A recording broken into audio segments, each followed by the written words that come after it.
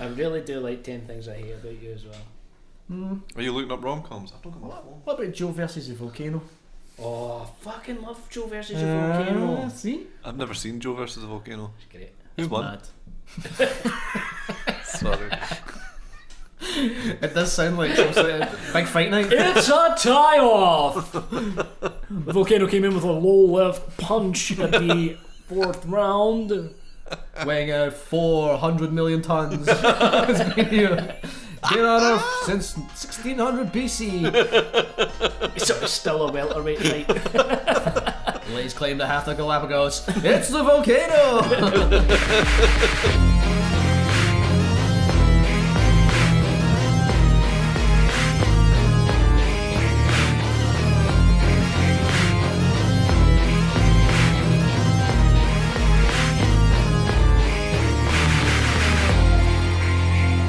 Speaking of love, are we running? A guy that we know who shall remain unnamed, promise it's no me, his shagging song was the Connells 74-75. Is it really ever after? Was it Dawson for Dawson's Creek? Fuck no. I'd love to know him. He's rich. I imagine him like shagging like someone really slowly doing the worm. But like a horrible big willy staying in as well. I was going to say, you'd have to have a bendy dick, like. Bendy dick. Like bend it like Clinton. Shagging like a fucking erotic thriller. Oh yes. I know. Like, see A big Shannon Tweed job. No, see the way that Billy Baldwin shags Sharon Stone in Sliver. It is like he's trying to move a chest of drawers. It's mental. He's like scooting her. Let's fucking get on there, man. No, it's like, you know when you're getting ready to go down a flume and you go back and forth like that, it's like that, and then you just go down the flume. The shagging in that film's garbage. I know, but UB40 really save it. Oh, aye. As they do with every film, like Speed 2. So I was about to say Speed 2. And what other film are UB40 playing in? Is it not like a demi film? I think UB40 are playing in a club or something like that. Oh really? Aye. Like, what can I mind? What was going on there? Philadelphia. Oh yeah. Do you know what? It's that famous line where Tam Honks says, "I really want some white reggae." UB40 alright. UB41 next year. So we're hi, welcome. Hiya. Welcome to Video Namaste. Video Namaste is in love. Video Namaste is in love with love. With being in love. In love with the films, lads. Let's cut it down to the bone here. We're in love with the films. I'm in love with the pictures. Love with the pictures, aye. Love with the films, love with the magic of the movies. Did you know that UB40 have got an IMDb page? Of course they have. They were in Speed 2. Oh, of course they were. What else were they in? Is it just UB40 films? I'll try to find the film that they're actually in, but I can't see UB40 it. Live. Aye. The video hits. Imagine hearing that. They must be fucking 10 a penny. I'm going to get a bunch of UB40 tapes and just torture myself like Clockwork Orange. No. Video Namaste is in love. We've That's me playing a Finley's playing a harp. Like a wee Cupid baby. Like Joanna Newsom. Hey, that's enough of that. He's also bare arsed. That's what I'm playing. Our very own Cupid. So we've taken the subject of love and we've each chosen a film to discuss. This is it. This is part 3. We've already done A Lifeless Ordinary and Brief Encounter. Pardon me, it's very timely of us to talk about love and me to just do a big off-mic burp. A big partridge like gust to the left away from the table. I love you, dear. I always burn. Sorry, my love. Oh, sorry, that's a hot one. I'm not long after a lot of pakora.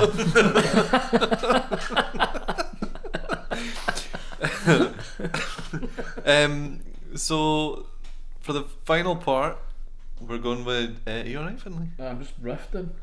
She's at it as well. Oh, the burps are. I was going to say we've started on the beer now, so it's got to be a riff. Been holding it all. like two lovers on a first date. We've been holding it all our wind. Oh, I the got last two episodes. Guts bubbling. And now it's now we're a year deep into the relationship and We're farting on each other's faces. We don't even realise it. I'm sitting on Finley's cushion just cutting the cheddar. He's like, that's my fucking. I put my heat on I'm that. farting on your meal prep for the week. I love the But idea. the thing is, we all still love each other. I love the idea of anyone that's just listened to the Brief Encounter episode being like, these guys are nice. They talk shop. I know. And We're we're talking about UB40's IMDb page. We're back.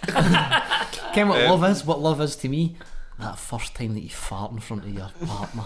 That first How fart, many- that first squeak, you're like, oh. Do you know what I thought? See, when like the doorbell app started becoming popular, I was like, how many farts are going to be caught? After first dates, coming out, especially if you've just pumped for the first time, and you go out and the doorbell app's caught the guy walking outside and just like, I'm just going out for a fag. Doors barely shut. It's like, oh, whoppa. Opa.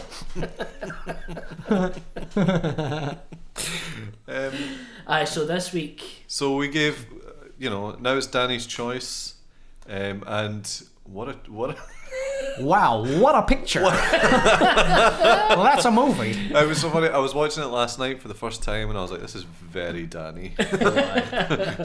well, thank you. First of all, Jim's Thank you. alive. Ain't it just? well, don't say it like that. The timeless beauty of Catherine Deneuve, the cruel elegance of David Bowie, the open sensuality of Susan Sarandon. All very impressive resumes, but they're no better than you or I when the hunger strikes. Bum-diddy-bum-diddy, bum-diddy-bum-dum. Do you remember those ads? I think Hugh Laurie did the voices.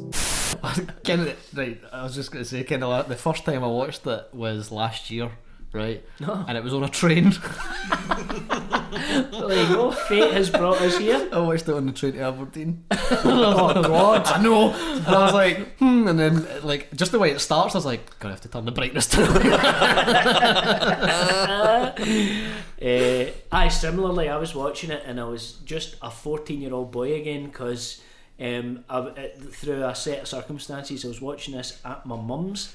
And I had my hand on the remote ready to hit stop if she came in the room because at any point she's going to be like, what are you watching still at the age that I'm at? And no wonder there is a lot of saucy business going on in Tony Scott's The Hunger. Yes, man. Good stuff. So this is his first film, and before this he was directing adverts and The adverts.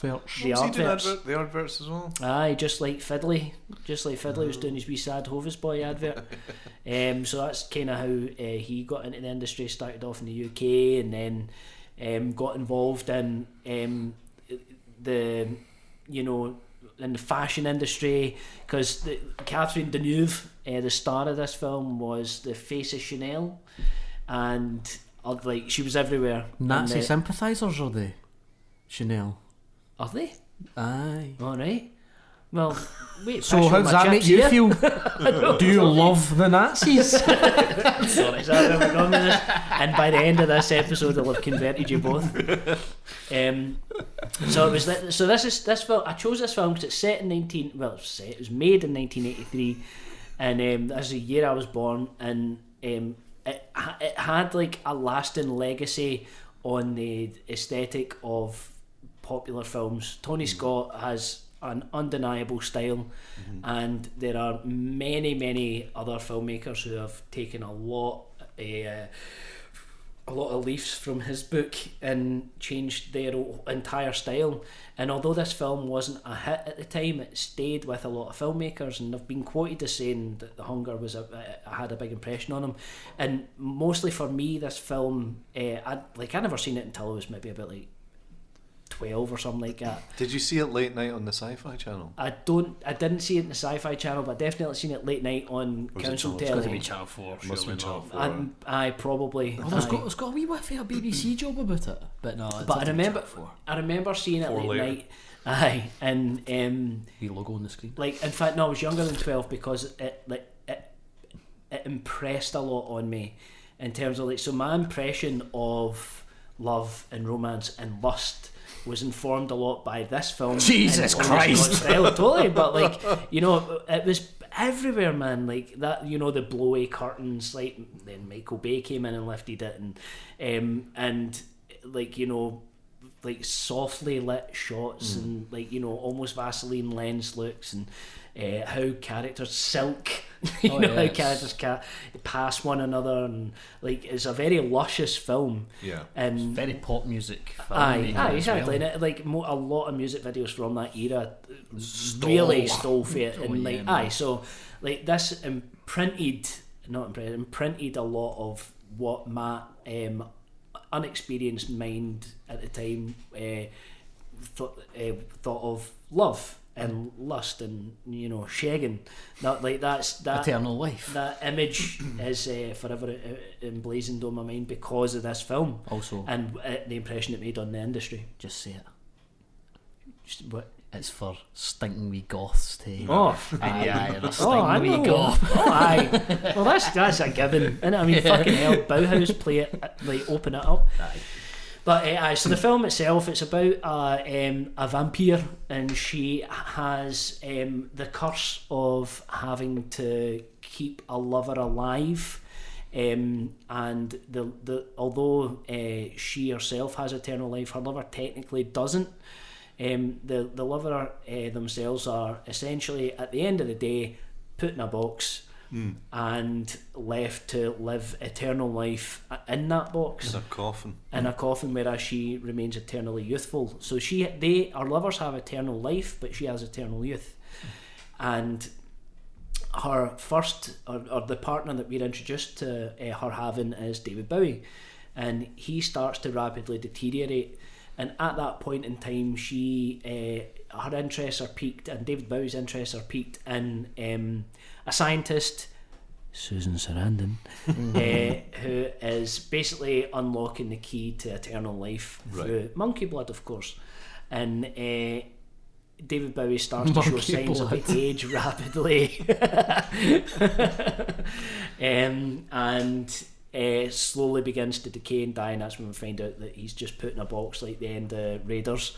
He's just piled away with our lovers. Just up in the loft. Put him up the loft. Just wheeled in it. He's done. It's like a fucking box of Spectrum games. But Susan Sarandon has been turned, and the big drama unfolds for there. But the big appeal for me, besides the the nostalgic connection, is purely style. 100%. Because obviously it's fucking daft, right? That is its main biggest strength and draw. Yeah. As the style, like the plot's kind of the actual plot and dialogue and that are a wee bit kind of no flimsy, but a wee bit like not unsturdy.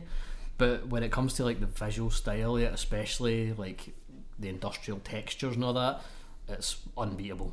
It's just you can't walk away from it. You can't look away from it. You're just like, wow, this is like. Have you ever seen John McTiernan's Nomads? John McTiernan's first film. Aye. So John McTiernan's Nomads is essentially almost like this, but Adam Ant is the vampire, and he runs like a kind of clique of vampires, and it's Pierce Brosnan that he's fighting against. I know it's great. It's brilliant, but it looks like this. It like totally informed like a lot of that style, like Near Dark as well. It's got that kind of looking Near Dark flatliners, like especially that like Schumacher taking all that kind of billowy like curtain, that white Lost Boys, that white lifted a hot lot. moonlight, all of that. So it really, even as a study, just purely in broad cinematic texture, it's an archetype for what the 80s and 90s would become in terms of like dark, mysterious Gothica. You know what I mean? And adding in Bauhaus and all the kind of like Gothic punk stuff to it as well is just enough to make you just want to be inside it. Aye. You know what I mean? Aye, it's a very textural film. Whether or not you understand like what's going on, you didn't really care because you're so like swept away by everything else that's going on. You know what I mean? And like that's the whole for me a big key element of vampirism is being swept away by it's pure. the whoever it is. Dracula's obviously the big example there. Yeah. His thing is like, you know, he can charm you and spell you. It's pure chemical obsession, like, Aye, you know. and like that's what the film. I don't think it was intentional, but that doesn't matter because that's an element of it. And something else that it does really well is subvert a lot of tropes. So she's out in the daylight, Catherine Deneuve, and it's never discussed. And you know, there's no crosses really. In fact, they walk about with all the crosses essentially. That Egyptian symbol, like on their hearts, no less. And they don't say vampire, do they? No, not once. It's Not like- once. like Near That's Dark what I was as well. listening out for Aye. at this time. Totally. I mean, my vampire film knowledge is isn't great, but in terms of like contemporary vampire settings, like it must be quite new at this point. Oh, big time. So this kick-started a whole. So like before, It's vampire. I don't think Dracula 77 or whatever. Like, aye. Oh, like yeah. was that the Frank Langella one? Because there was the Frank Langella one, and there was Dracula like 72 AD as well. But vampire and Love at First Bite maybe, but Dracula and modern kind of stuff was a bit. No, it was one of the first kind of mainstream Hollywood films to take vampirism out of the castle and put it in a contemporary setting. And then obviously like this film did not do well at all. And but off the back of that, like it like, you know, you've got films like Lost Boys and Fright Night and so on. Yeah. The trend kind of continues for there. It kind of plays on that. It's funny, like pairing this with Brief Encounter. It's like Brief Encounter and I know. then incredibly long encounter. But like the ideas of like eternal love and or the problems with eternal life and trying to like, it's always about time, isn't it? It's like it's a time and loss and the tragedy of outlasting everything else, I suppose. Aye. But what I mean is like there's a lot of well used vampire tropes in this that would have come from this. Oh, aye. And even like the contemporary stuff, but when Susan Sarandon's like she's studying, I think is their book like Sleep and Longevity or something like that. Yeah. So it's all about like studying and like brand new like medicine and all that. The correlation between sleep and living forever, but obviously these people can't sleep because they're vampires and they don't sleep. So, but they are living forever. So they're trying to, especially for like Bowie's kind of character as well. That's why he's a wee bit more into it, because he's trying to figure out how he can stop himself decaying. Aye. But ultimately, it fails on the fact that he can't rest. Aye. So that's what kills him, as well as being obviously in love and her being vampiric towards his person, his genetic makeup. There's a really good line, like, so part of the way through this film, like I was remembering exactly why I enjoyed it, and it was just that, you know, on a essentially a purely surface level. But then this line popped up and it really hit me. Humankind die one way. This is just as David Bowie's getting carted away in his box, right? Humankind die one way, we another. Their end is final, ours is not. In the earth, and the rotten wood, and the eternal darkness, we will see and hear and feel. Right. And like, to me, that works two ways, right? So we've got in the earth and the rotten wood, in the eternal darkness, we will see, hear, and feel, right? That's obviously very literal to what happens to the vampires, but to me, that also speaks to the curse of being in love. No matter what we have done, where we end up, if we're on our own, we're still left with the scars of previous relationships. Like I was saying in that last episode about no matter how strong you are or how much you've recovered from a previous relationship, you hear one song from that time, it sends you right back, and you're that heartache's still there. You know, so that you're still living through that, regardless of the fact that you're you know, in a whole other world from it. And it sounds like they're making peace with immortality, despite the fact that they're raging against it. Yeah. And like, I don't I don't think the film could have taken the same route that the book has, and I've not read the book. Right. But the book that it's based on goes into a lot greater detail. But what the film does is, and this is a lean, like, what, hour and 40 or something like that, hour and 35. It's still quite a quick guy. And what the film does is, from what I imagine, is like just tell a few chapters and background details. So, like, for instance, Catherine Deneuve's character's film is just replete with beautiful, ornate objects from centuries past. There's dozens and dozens of items. And the Susan Sarandon. And the soundtrack is like classical music. Oh, aye, it's all classical Sort of music, thing,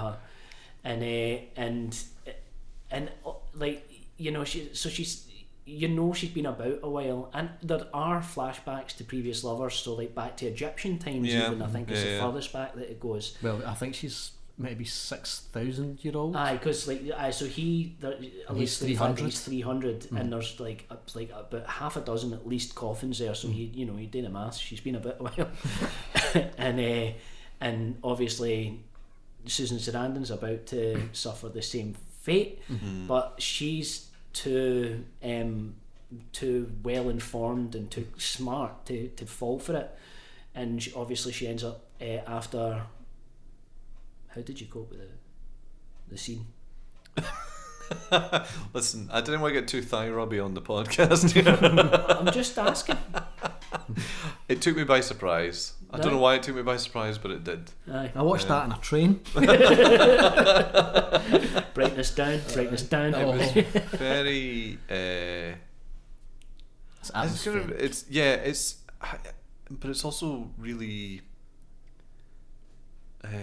What's the word? I guess it's kind of dangerous, and you know, it's very sexy, but it's very kind of grimy, very. It's a wee bit cold too. Yeah. There's no intensity to it. It's just it's happening, and they're there, and they're doing it, and like their sex scene is like, for the viewer being the voyeur, you're like, oh, these are two, like, obviously beautiful women, like, making love and all that.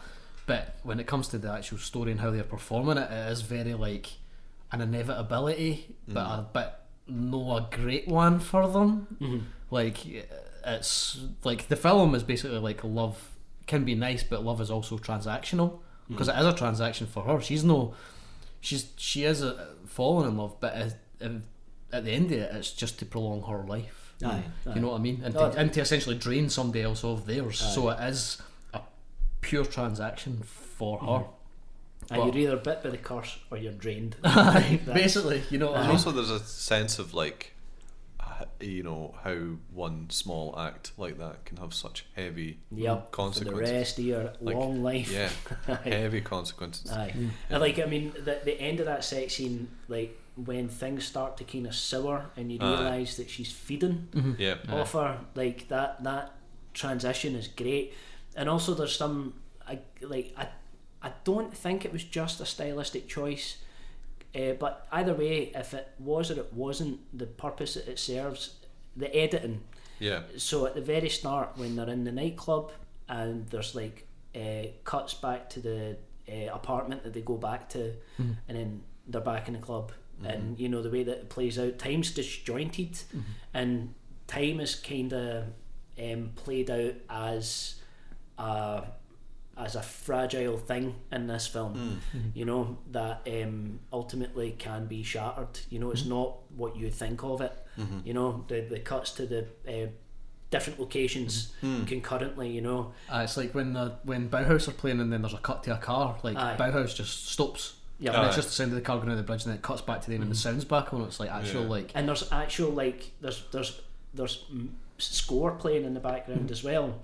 and then there's just back to Bauhaus, and then there's back to the score, and then it's just hard, cold cuts back and forth.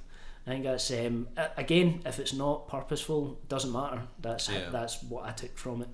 Yeah, I think the thing about her character as well is like I feel like she's very selfish and as you point out, cold as well, and it's like she's collecting.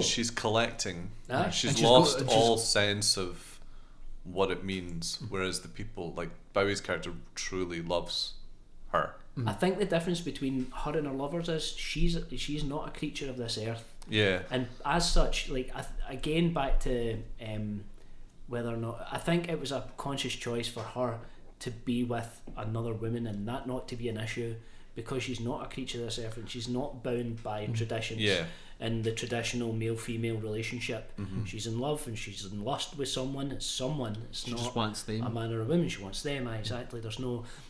And she refuses to kill Bowie as well. Yep. Aye. Despite him constantly. And constantly, sort of he comes into the door. He's like, "Kill me." Like for the third time, and they really ring that. He's at the top of the stairs, and you're just like, "Fucking kill him, then." He's done. I've got in my notes here. This is what would happen to Bowie if he worked in like a bank.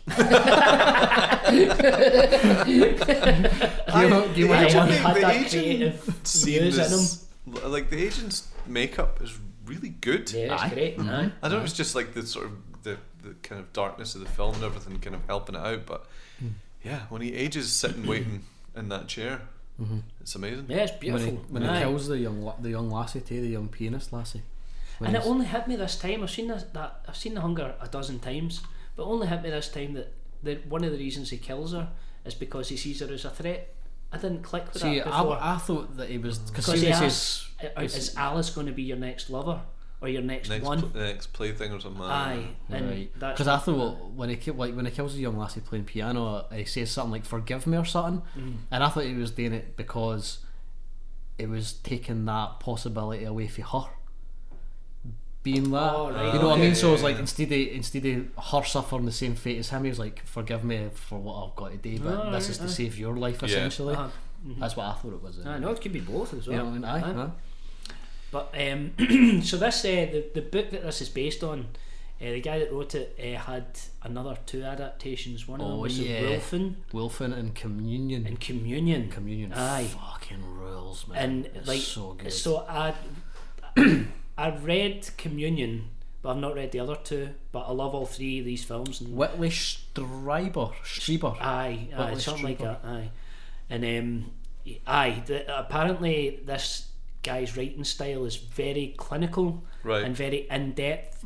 And so in reading Communion, I kind of found this out. So the book, as interesting as it was, explored more elements of the psyche and whether or not this guy's cracking up, and here's why, and like chapters and chapters on focus. Like, and again, that's another lean film. That's like 90 minutes or something. Communion. But and also, Communion. They also wrote like after interviewing, I don't know how many abductees. Aye. Like alien abductees.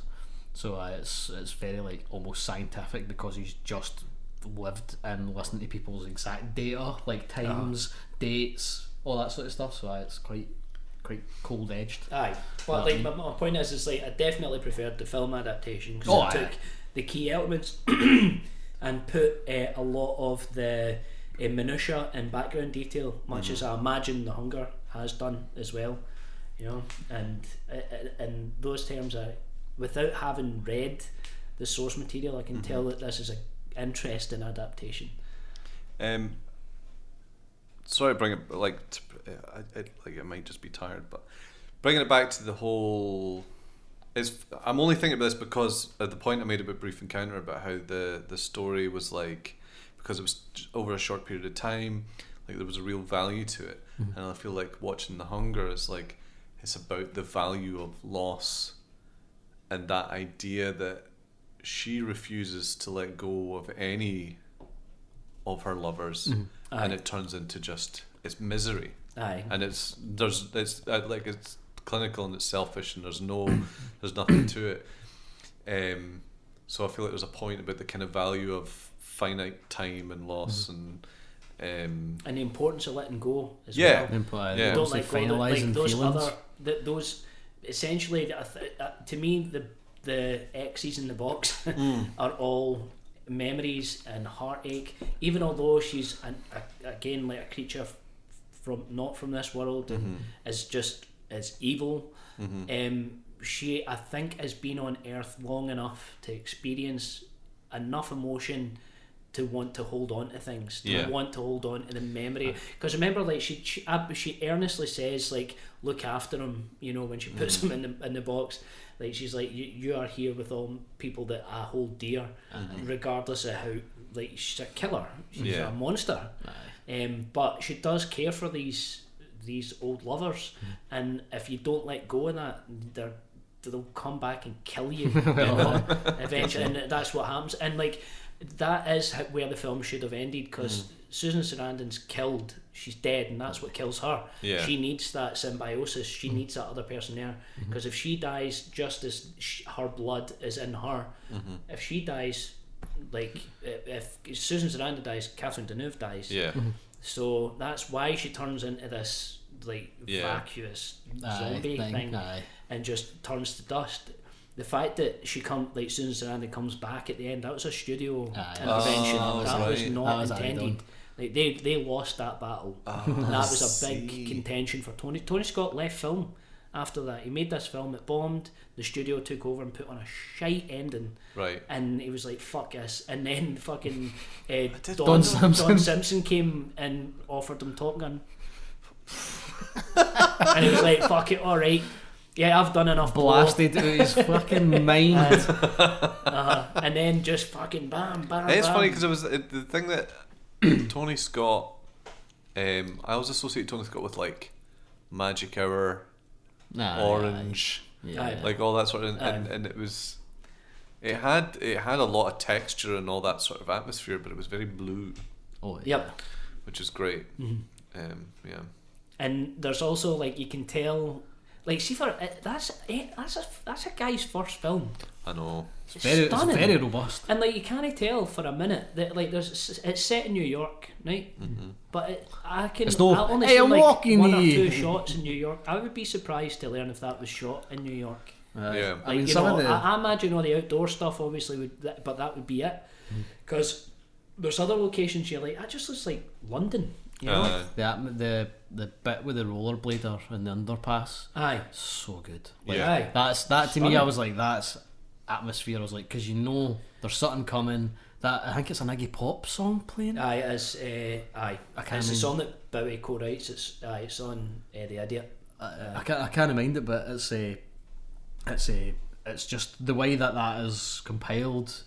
Fun Time. It's Fun Time. It's called. Right. It's good. And then it's Bowie that shows up, just to kill them essentially. But and he's like, you cut me. It's like, can he bring himself to date sort of thing? You're just like, it just, I don't know. There's just something about it where you're like, it's tragic, and it's kind of pathetic as well. That's but just the actual like the filmmaking, they're coming as one. Right, you're like, for a guy's first film, you really want to make an impression, and sometimes filmmakers can get overexcited to be like, look what I can do.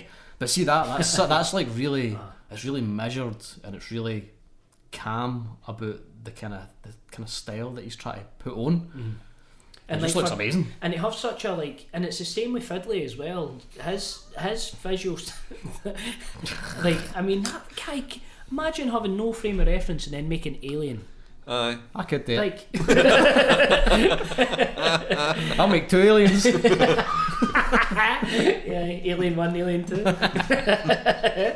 Like, but you know what I mean? Like, to have such a confident approach to making film that you have your own authorship off the back. Not that Ridley Scott does. I don't think, like, I don't believe in the auteur theory for like him. You know, but somebody like Tony Scott can make me believe in that, because there's an authorship there. But my point is like, for Ridley Scott to come in and make a sci-fi film that then informed how sci-fi films are made today, and then fucking Blade Runner. You know, like, those two brothers within the 1 year made Blade Runner and then The Hunger. You know, and they changed it changed how films looked. You know, for better or worse. You know, they came on. They were just like fucking boom. There you go. Just a couple of wee English boys. The Crow, very indebted to The Hunger. Aye, big time, man. Like Michael Bay's entire career. Music videos, particularly ballads. You know, that's a good point actually. And like I love Tony Scott's films. They're almost every one of them. I love them. Like I think Top Gun's pretty much the only one that I don't really like. I mean, even the shiter ones for the 90s, like The Fan. The Fan is so good. I have a lot of time for, again, because of the style informing how well the story's told. The style always comes first for Tony Scott, right? That's fine, but I think maybe one exception will probably be Last Boy Scout, because that script is so strong, you know. But Tony Scott's he Wait, did Tony Scott do Last Boy Scout? Aye. Shane Black wrote it and Tony Scott directed it. Aye, Of course, it's all golden hour, man. Crimson Tide. Crimson fucking ride me, like. Fucking Tide. God. And then you get into all the new metal stuff, so like Man on Fire and that. Deja Vu. Aye, like think about how much that changed how films look. Yeah. In fact, I would argue that like shite like NCIS and all that looks like it does because of Domino. Man, Domino might bounty be hunter. Domino might be the rough one. I have not seen it because I cannot stand Keira fucking Knightley. All I can remember is the trailer. It's pretty rough. My name is Domino Harvey. Aye. I'm a bounty hunter. But then you're like, I'm quite pretty.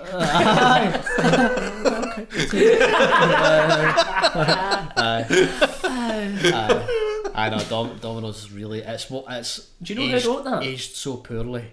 Andrew fucking Kelly. Donnie Darko. Oh, The Box. That's probably why I watched it. Then I was going for that was the only reason I was going to watch it. The Box. The Box is great, by the way. The Box is My favourite Tony Scott film, Enemy of the State.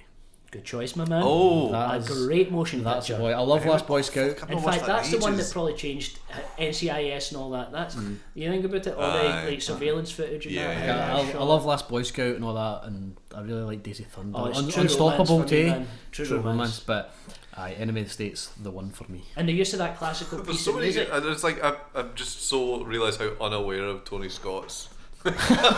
Eh? And so like What, Daisy Thunder? I knew Days of Thunder, but I didn't know he did. Unstoppable. No.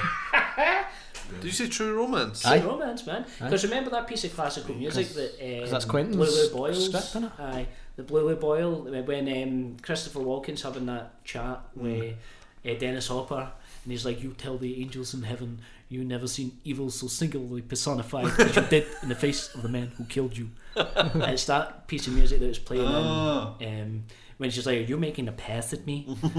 There's your rom-com. Aye, true romance, top rom-com. By Big Man's. Aye, but I mean, imagine Tony Scott did just come out the film industry and just stay in advertisement and all that. We would have rubbish. Like we would have still had all these films, but they wouldn't have looked the way they did, you know. And Thank you, Don Simpson. aye, Thank you you, mad big time. coked up bastard. That So funny, amazing man. fucking Sopranos line. What is it when they're talking about like? He's like, guy that wrote The Simpsons. I can't believe Don Simpson put himself in Daisy Thunder. Who has seen Days of Thunder? He's like I've seen that film once. He's a rival race driver. I believe he's either a rival race driver or he's a guy on the news. I think he's a race driver that gets interviewed for like 2 seconds, but he's clearly like, yeah, blessed. I think there's not a good book on Don Simpson. I've read it. What's it called? Oh fuck, I can't mind. But it is so good. I want to read that. So good and like total the Mr. Nice of cinema books, because it's literally just stories of just fucking mayhem for them. Man, it's great. Crimson Tide was what he was like. This is my last roll of the dice. You're like, Really? You're like, aye. You're like Crimson Tide because he died no long after it. Oh, I suppose I forget how like long ago. No, like, And Crimson Tide's really good too. aye, it's like Talking about love.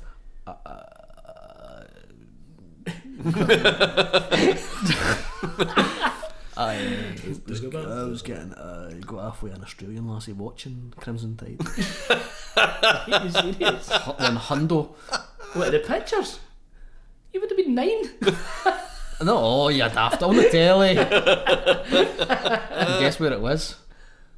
On my gran's couch. Crimson Tide. Crimson Tide. Was it on the kids. telly or did you put it on? It was on the telly. Oh, Don't right, come okay. on now. If I was putting anything Well, on at my back to gran's, me. it would have been Die Hard 3 or something like that. Norman Wisdom videos.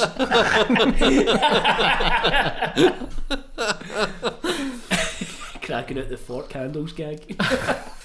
Aye, you get 16. Listen, can I just interrupt for a word for our sponsor? Didn't do this during briefing, Kate. Aye, well, it was a bit serious. didn't want to break up. So listen, we'd also like to thank our other special Valentine's Day sponsor, Britannia Music Club. That's right, the bitch is back, and this time she's got grime. This Valentine's Day, why not tie your partner into an irresistible mail order contract? Britannia Music Club offers a wide collection of incredibly niche romantic compilations that will get your loved one clamouring to make you come like the Venga Bus. A special collection has been compiled just for Valentine's Day. It's called My Baby Just Loves Creamin' and features such songs as Come As You Are, Come On Eileen, Come Together, Come a Little Closer, even Here Comes Santa Claus, and many more. Join the revolution. Visit BritanniaMusicClub.com and use Namaste, that's Namaste, for absolutely no benefits. Remember, Britannia Music Club offers the only justifiable position in which one could obtain a Star Sailor album. Fucking hell. You can't have seen Star Sailor live. Fuck no. There's a tea in the pub. I'm sorry for your loss, man. Daddy I was can an only imagine. alcoholic. Did you at least get a winch with it? No. Of course you didn't. No. I was waiting for the Mars Volta. You'd have ended up just getting off with a bucket hat. Or my uncle.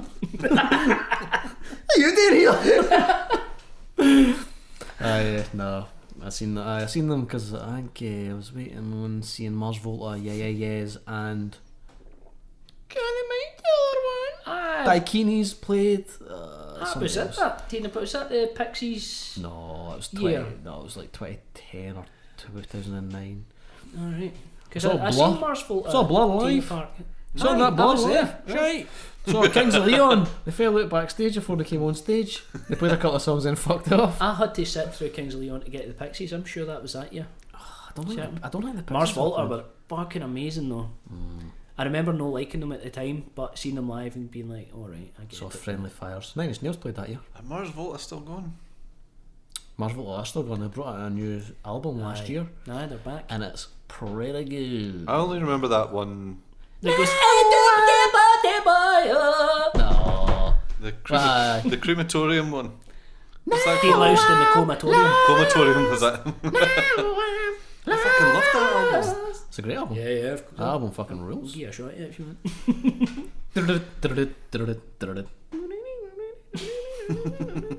And that's what you've come here for. Three guys talking about Mars Volta.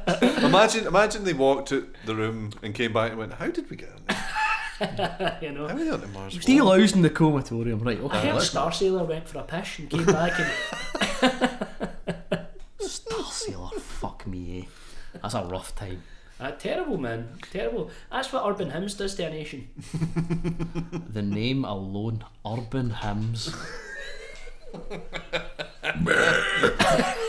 I think The Drugs Don't Work is my least favourite song of all time. It does something very specific to me. Makes me violent, you know. Can reminds us. What?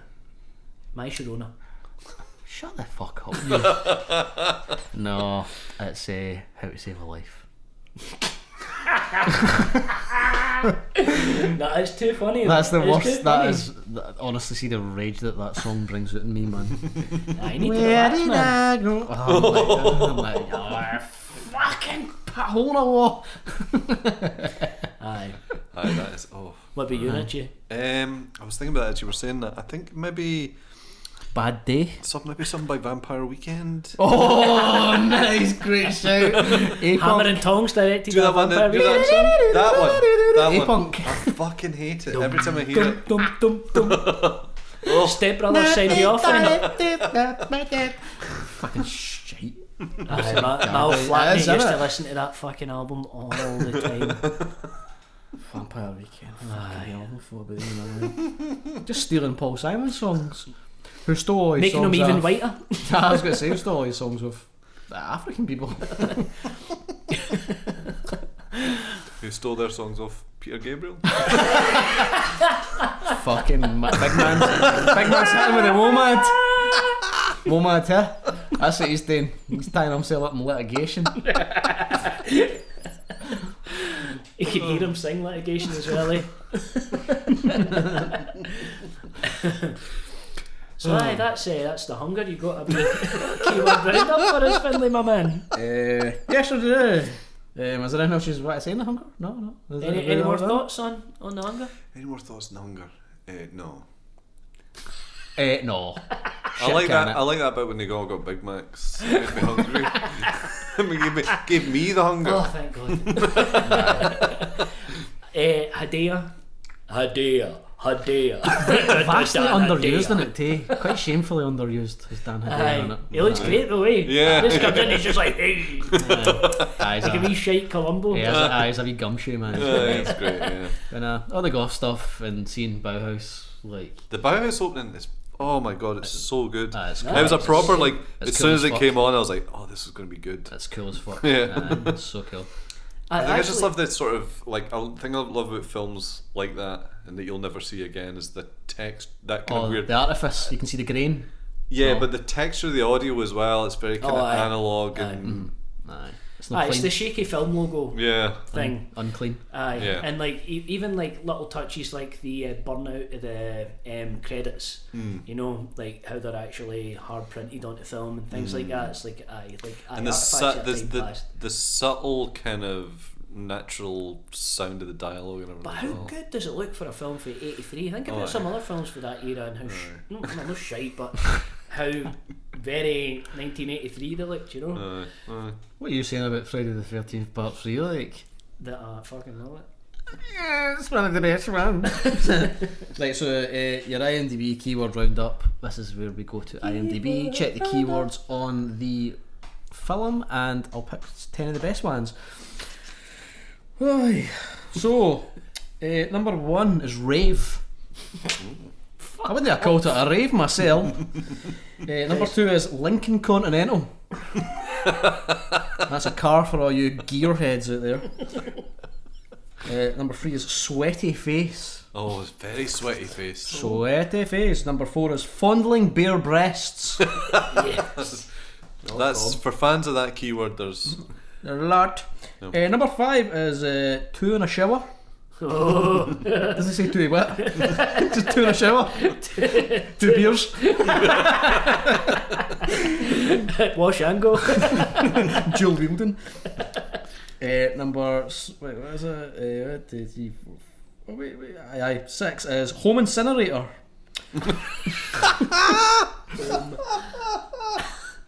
Killing me. Number 7. Woman carries a man. I dared That not to click Avatar. through. Number 8. Undead sexuality. Undead. Number 9 is nausea. Is what? Nausea. Nausea. Right. Number 10. Woman wears a one-piece swimsuit. Undead. These are for people to find their kinks. So, that's your keyword. That's your keyword. You know, I had the advantage, you know, in what you two were watching first before picking this, so this was a conscious choice. I was like, I need one for the shaggers. Need one for the fiends. And the keyword roundup very much summarised that. And You've Greta or an ex. Dainty 2 in the shower. another one for big sexy kisses. Oh aye. Big deeps. Oh, aye. Big deep kisses.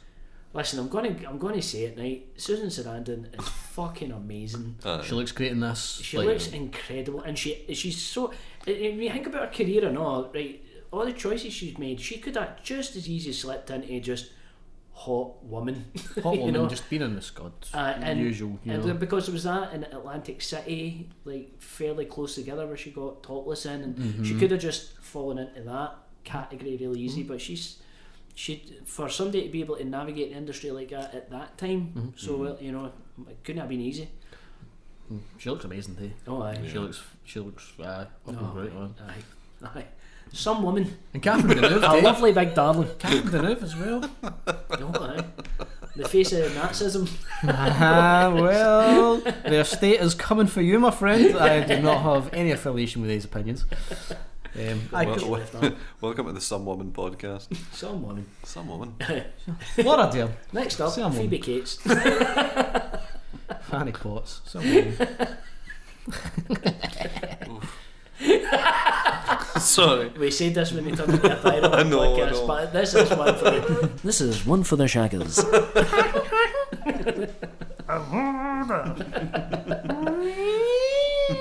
That's shite. That. The mask shite. What is it? Is it The Simpsons? Hubba hubba. Hi. It's a wee pause. Right. Hubba, hubba. Bit of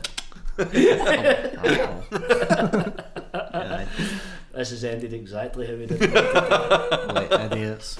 It's But listen, there's more to love than this, guys, alright? It's important. Listen, guys, yeah? It's important to love. Listen, guys, yeah? So we hope you found out a lot about love. About love. We've taken our hands and we've guided you through the murky corridors of cinematic love. We've taken your hand with our hand and put both hands in the fire. In the Fire of love. in the home furnace. In the home incinerator. We've melted the flesh off. We're gone to hospital and we hate each other. Love is pain. As I said, love is pain. So if you can take away anything for these three films, Good name for a French bakery. Love au pan. Love au pan. Love au pan. So if you've taken anything away for these three films, it's that love is strange, love is sad, love is eternal, Love is dangerous. love is pain, Love is saucy. and love is listening to podcasts on your favourite fucking provider. I don't know. But thanks for listening. So listen to Cinephiles Roundtable. That's our rebrand. And listen, We've got 2 corals lit and that's it. happy Valentine's Day, and we love you. Have a brand.